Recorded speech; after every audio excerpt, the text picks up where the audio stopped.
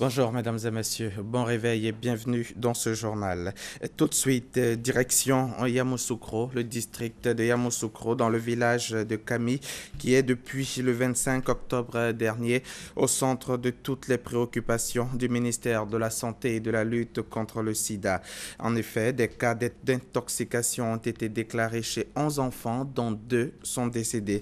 Le ministère de la Santé et de la lutte contre le sida est depuis mobilisé pour apporter une réponse adéquate à ce problème d'intoxication alimentaire. Il se veut donc rassurant. Tout est mis en œuvre pour soulager les malades et circonscrire le mal. Je vous propose d'écouter le professeur Daignan. Il est directeur de l'Institut national d'hygiène publique. Dès la notification de ces cas, une équipe multidisciplinaire du ministère de la Santé et de la lutte contre le sida s'est rendue dans le village. Nous avons retrouvé 9 autres cas dans le village. Ils ont été conduits et admis au CHR de Yamoussoukro. Parmi les 9 internés, 3 étaient dans un état comateux. Ils ont été admis au service de réanimation du CHR de Yamoussoukro. Ils sont décédés au cours de leur prise en charge. Ce mardi 27 octobre 2015, 3 autres cas ont été signalés par nos équipes sur le terrain et admis à l'hôpital pour une prise en charge adéquate. Les équipes d'investigation ont noté une notion d'utilisation d'herbicides et de pesticides dans le périmètre de jeu des enfants. Les examens sont en cours pour déterminer la cause de cette épidémie. Cependant, une intoxication aux organochlorés ou aux organophosphorés est fortement suspectée. Ce n'est qu'une suspicion. La prise en charge des malades est totalement gratuite. Au total, ce sont 15 enfants âgés de 17 mois à 11 ans qui ont été identifiés, dont 8 de sexe masculin et 7 de sexe féminin. Nous déplorons malheureusement 5 décès. 5 malades sont en cours de traitement et 5 sont sortis de l'hôpital. Des informations complémentaires à l'issue des examens de laboratoire, dès que disponibles, seront communiquées. Pour terminer, nous demandons à toute personne de la localité, c'est-à-dire du village de Kami, qui présente des vomissements accompagnés de convulsions et de fièvre, de se rendre immédiatement au CHR de Yamoussoukro ou d'alerter l'équipe d'intervention rapide pour une prise en charge adéquate. La prise en charge précoce, notons-le, est le gage de guérison certaine dans ces conditions. À l'issue de la présidentielle 2015, le président sortant Alassane Ouattara a été réélu pour 5 ans à la tête du pays dimanche 25 octobre dès le premier tour du scrutin. C'est la CEI qui l'a annoncé hier dans la nuit. Le président de la République récolte plus de 2 100 000 voix, soit 83,66% des suffrages selon les résultats officiels publiés par la Commission électorale indépendante. Le taux de participation est établi à 54,63%. Plus d'informations dans nos éditions à venir. Quand il était encore candidat, le président Alassane Ouattara, alors donc candidat du RHDP, a rendu une visite ce mardi en début de soirée au président de la conférence des présidents du RHDP, le président donc Henri Konan Bédié. C'était à sa résidence à Cocody. Nous y reviendrons également dans nos prochaines éditions. Fin de la mission d'observation de l'UIA. Dr Touré Aminata, chef de délégation, a animé hier mardi dans la commune du Plateau une conférence de presse pour livrer les premières conclusions du travail de terrain. Elle se dit satisfaite donc du climat général de paix dans lequel s'est déroulé le scrutin présidentiel, mais relève toutefois quelques insuffisances et fait des recommandations. On en parle avec Armand Bowie et Victorine Yaouyobwe. De façon générale, nous pouvons dire que l'élection s'est déroulée dans une atmosphère de paix et de quiétude. Dans tous les districts autonomes et régions de la Côte d'Ivoire, où la mission a été présente, les opérations de vote se sont dans l'ensemble déroulées dans le respect des procédures, en conformité avec la loi électorale. Au cours de la conférence de presse qu'elle a animée, le chef de la délégation des observateurs de l'Union africaine a donné son appréciation sur le taux de participation. La mission d'observation de l'Union africaine a constaté une mobilisation inégale de l'électorat. La mission a toutefois noté la forte participation de l'électorat au moment de l'ouverture des bureaux de vote visités sur l'ensemble du territoire. Les échanges avec les journalistes en présence des 37 observateurs de 22 pays africains ont permis à Dr Aminata Touré de faire quelques constats relatifs à l'organisation du scrutin. Il y a eu certaines difficultés. Les causes essentielles, c'est le retard dans l'arrivée du matériel électoral. Mais pour cela, il y a eu quand même une réaction très pertinente de la Commission électorale indépendante qui a conseillé rapidement à ce qu'on passe au vote, au contrôle plutôt, manuel. Dans la conclusion de son rapport, l'UA recommande au gouvernement d'engager des réformes nécessaires afin de renforcer la démocratie. À la CEI, elle conseille de renforcer les capacités du personnel électoral en vue de l'appropriation des procédures, des outils de travail et de l'utilisation de la tablette en particulier. Enfin, aux candidats, la mission de l'Union africaine recommande de respecter le verdict des urnes et de privilégier les recours aux moyens légaux en cas de contentieux. Je vous propose d'écouter à présent la déclaration de la plateforme des femmes et des jeunes pour des élections apaisées. Les propos sont recueillis par Moussa Konaté. 600 personnes ont été déployées sur le territoire national par la plateforme de veille des femmes et des jeunes pour des élections apaisées et crédibles en Côte d'Ivoire pour l'observation du scrutin présidentiel du 25 octobre 2015. Selon des données recueillies par les observateurs, la plateforme s'est dit satisfaite du déroulement de l'élection. Motif de satisfaction, l'esprit de dépassement et de consensus manifesté par les agents électoraux et les délégués des candidats ayant permis de contourner le blocage créé par la manipulation des tablettes. Le vote s'est déroulé sans incident ni acte de violence. Aucune alerte relative à une forme de violence basée sur le genre n'a été remontée par nos moniteurs. La disponibilité de l'organe de gestion des élections et des parties prenantes, permettant ainsi de corriger beaucoup de dysfonctionnements remontés par les moniteurs électoraux en temps réel. La plateforme était composée d'un groupe de contact dirigé par l'ancien président malien Dioncounda Traoré. Après des initiatives pour participer à l'apaisement du climat électoral, le groupe de contact se félicite de l'atmosphère de paix qui a prévalu durant le processus électoral. Vous avez vécu avec nous ce scrutin présidentiel. Et comme nous, vous avez éprouvé un véritable soulagement parce qu'il s'est déroulé dans le calme et la sérénité. Parce qu'il a été aussi paisible que nous le souhaitions. Un véritable soulagement parce que tous, nous aimons profondément ce pays et ce peuple qui ont bien souvent été un exemple et qui ont toujours été à côté des autres. Et nous sommes fiers d'avoir le sentiment d'avoir contribué, ne serait-ce qu'un tout petit peu, à cette élection que beaucoup qualifient de scrutin avec zéro incident. La plateforme de veille des femmes et des jeunes pour des élections apaisées et crédibles en Côte d'Ivoire a bénéficié du soutien financier des Nations Unies dans sa mission d'observation. La mission d'observation de l'UEMOA, l'Union économique et monétaire ouest-africaine, a fait une déclaration sur le scrutin présidentiel de dimanche. Il ressort de cette déclaration que, hormis quelques difficultés liées au retard dans l'ouverture de certains bureaux de vote et aux tablettes numériques, l'élection s'est bien déroulée dans l'ensemble. Les propos sont recueillis par Herman Niamia. La mission s'est déployée dans 6 régions de la Côte d'Ivoire: Korogo, Bouaké, Yamoussoukro, Bondoukou, Gagnoa, Abidjan. Eh bien, les rapports faits par les observateurs de l'UEMOA ont identifié des forces et des faiblesses sur le scrutin et sur le reste du processus électoral. Sur le terrain, il y a eu des dysfonctionnements. Beaucoup de bureaux de vote n'ont pas ouvert à l'heure. La présence des représentants des candidats était au moins irrégulière et au plus inexistante pour la majorité des candidats. L'utilisation du matériel informatique n'était pas maîtrisée.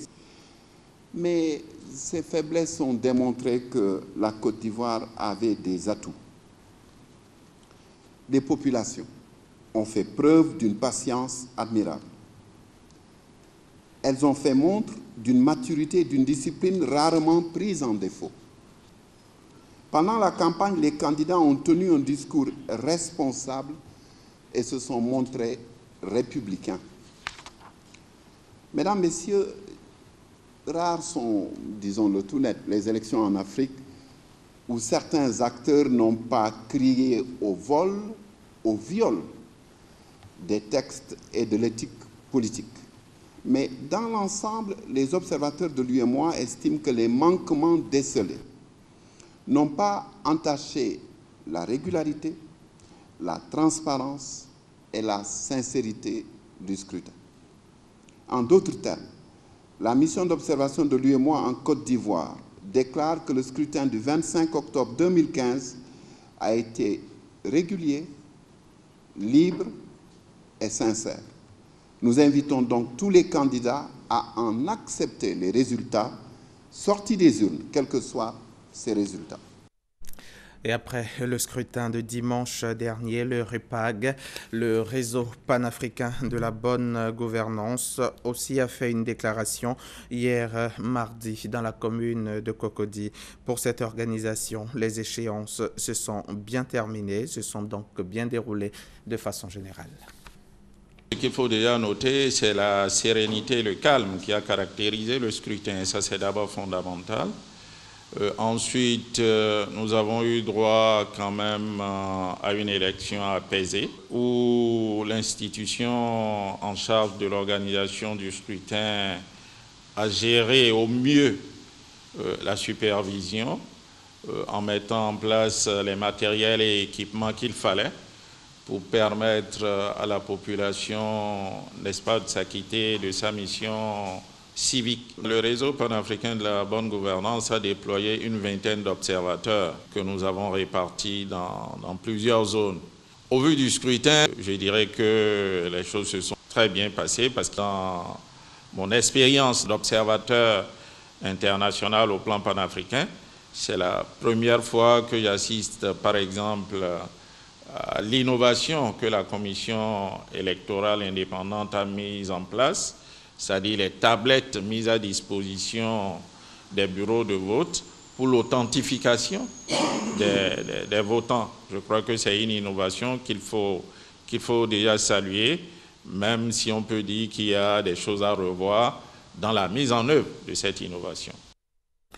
L'institution internationale All Africa Agir pour l'Afrique, l'ONG Afrique Démocratie Conseil et la coordination des ONG et associations africaines de l'espace CEDEAO sont des organisations de la société civile qui elles aussi ont déployé du personnel pour l'observation de la présidentielle. Elles ont fait des déclarations hier mardi et selon chacune d'elles, le scrutin s'est déroulé dans de bonnes conditions.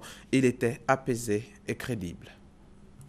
L'institution internationale All Africa, groupe Agir pour l'Afrique, a déployé 51 observateurs dans les villes de Paris, d'Abidjan, d'Abou, Adiaké, Bassam, Bonoué et Aboissau, afin de veiller au bon déroulement du scrutin du 25 octobre 2015.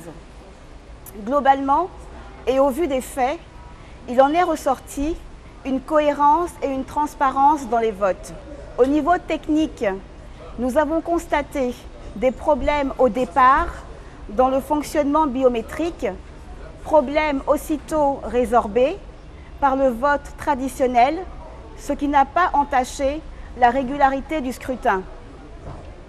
Aux responsables politiques, nous envoyons un message de fair play aux candidats afin que le bon déroulement après les élections puisse être de mise. L'ONG Afrique Démocratie Conseil a déployé 105 observateurs dans 8 départements de l'intérieur du pays et 7 communes du district d'Abidjan. L'ensemble des observateurs des ADC ont visité au total 2023 bureaux de vote. Au sortir de cette observation, Afrique Démocratie Conseil a constaté que le scrutin présidentiel s'est déroulé globalement dans les zones visitées, dans un climat de paix et de sécurité. Aucun incident n'a été constaté, toute chose qui augure un scrutin crédible répondant aux normes internationales. Les organisations accréditées au sein de la coordination des ONG et associations africaines ont déployé sur l'étendue du territoire ivoirien 80 observateurs internationaux. 300 bureaux de vote environ ont été couverts et de l'avis de nos observateurs, la présence effective et discrète des forces de sécurité dans les centres de vote. Le climat d'apaisement constaté pendant les opérations de vote, de dépouillement et de décompte des voix, en présence des membres des bureaux de vote et des représentants des candidats, de même que des observateurs nationaux et internationaux. La mission d'observation électorale de la coordination des ONG et associations africaines a cependant relevé quelques dysfonctionnements dans l'organisation du scrutin. L'ouverture tardive de certains bureaux de vote due au retard dans l'acheminement du matériel électoral. Le manque d'affluence des électeurs dès les premières heures d'ouverture des bureaux de vote. Le retour à l'utilisation de la liste manuelle, faute de la non-maîtrise de l'outil électronique, tablette, par certains membres des bureaux de vote. La mission d'observation électorale de la coordination des ONG et associations africaines de l'espace CEDEAO affirme sans toute réserve que le premier tour du scrutin présidentiel du 25 octobre 2015 en République de Côte d'Ivoire n'a connu d'incident majeur et s'est déroulé dans un climat d'apaisement, de transparence, d'équité et de liberté, remplissant ainsi le critère international exigé en matière d'élections démocratiques. Présidentielle 2015 toujours, dans le cadre de la campagne de sensibilisation des acteurs politiques en faveur d'élections apaisées en Côte d'Ivoire, un concept à foot élection est né. Les initiateurs de ce concept ont fait le bilan de leurs activités après la campagne électorale et l'élection présidentielle. Réunis donc mardi aux deux plateaux, l'ancien footballeur Abdoulaye Traoré, Diben Badi et les leaders de jeunesse de la société civile ont passé en revue leurs différentes activités organisées et pendant la campagne. Roger Appé. C'est l'heure du bilan de Foot Élection. Lancé le 9 octobre dernier, le concept marque l'engagement des candidats en faveur d'élections sans heurts et sans violence. Et c'est face à la presse ce mardi que les initiateurs ont exposé. Selon Abdoulaye Traoré, Diben Badi, le président fondateur du concept, sur 7 candidats en course pour le fauteuil présidentiel, 5 ont signé le ballon de la paix, signe de leur engagement à œuvrer pour des élections apaisées. Les résultats ne sont pas encore sortis, certes, mais je vois que le climat il est apaisé et franchement on espère tous qu'il y ait une continuité, surtout dans l'état d'esprit. Et ensuite, je pense qu'on va de façon solennelle remettre le ballon de la paix aux vainqueurs du scrutin électoral présidentiel. Bilan jugé donc positif, mais l'ancien footballeur ne s'en contente pas. Il veut aller plus loin. Il remercie tous les candidats qui ont signé le ballon de la paix et invite chacun d'eux à respecter la charte après la proclamation des résultats, afin d'éviter des violences de quelque nature que ce soit. Voilà pour le chapitre élection présidentielle. Culture à présent.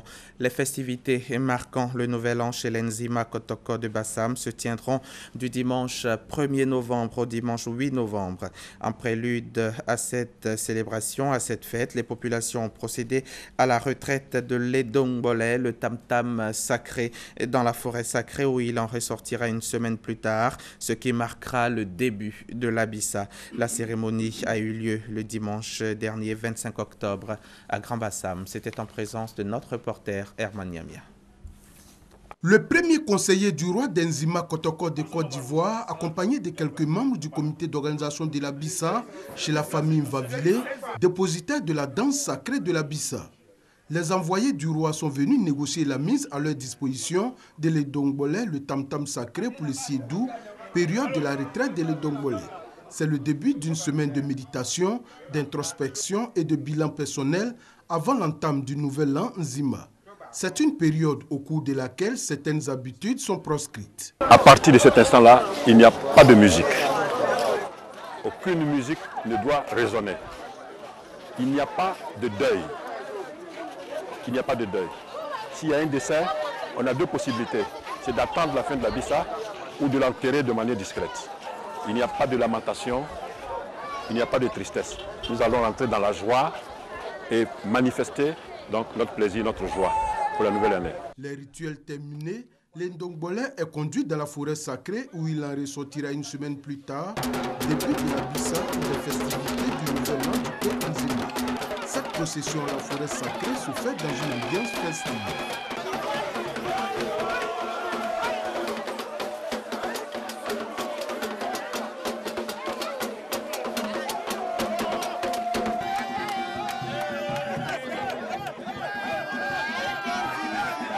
Le 1er novembre prochain, le peuple Nzima sera aux côtés de son roi pour démarrer la célébration de son nouvel an. Une semaine de festivités marquée par les danses, la critique sociale, les réjouissances, les retrouvailles et les découvertes. L'actualité internationale à présent. Ils sont 12 présumés djihadistes à avoir été arrêtés dans la région de Mopti où l'armée malienne vient de lancer une opération contre les djihadistes et pour la sécurisation des biens et des personnes. Certains étaient en possession d'armes de guerre, d'autres d'armes blanches. À Dakar, le procès d'Hissène Habré se poursuit. L'ancien président du Tchad est soupçonné notamment de crimes contre l'humanité et de crimes de guerre durant son règne entre 1982 et 1990. Lorsqu'il s'est ouvert, la date du 28 octobre avait été fixée pour le verdict, mais ce procès exceptionnel est loin d'être terminé et pour connaître le verdict, il faudra encore s'armer de patience. Les nuits se suivent et se ressemblent à Bujumbura, au Burundi. Hier soir encore, on a entendu des tirs et des explosions de grenades dans plusieurs quartiers de la capitale. La nuit dernière aussi a été mouvementée et c'est notamment le centre des jeunes de Kamangé qui s'est retrouvé sous le feu. Voilà, fin de ce journal. Merci de l'avoir suivi. Prochain rendez-vous de l'information, 10h.